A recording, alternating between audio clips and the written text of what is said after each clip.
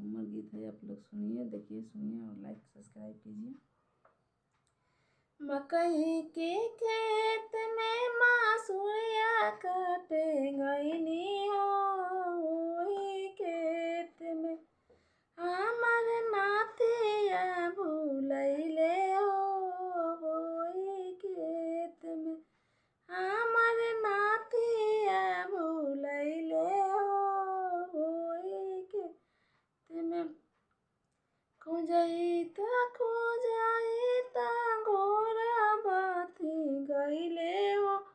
ओही खेत में हमर नातिया भूलैले हो, ओही खेत में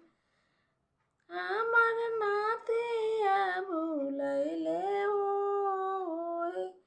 हमरा गोर के जोतवैया हो कोई नाई, हमरा गोर के जोतवैया हो धावला धूपला देवर मोरा अइले हो, सुना भौजी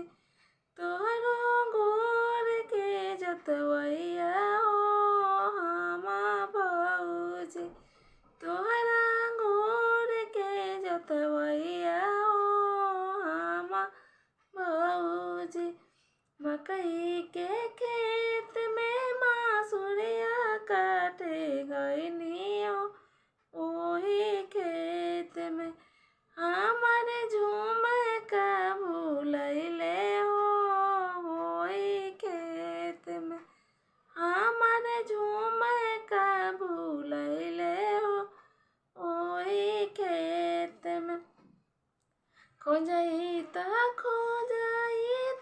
गोरा बाती गईले हो, ओही खेत में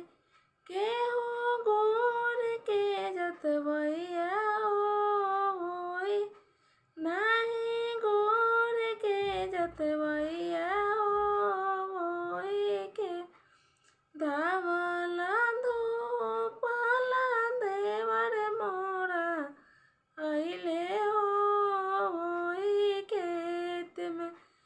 हमही गोर के जोतवैया हो, सुना भौजी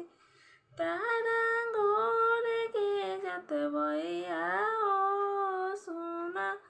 भौजी मकई के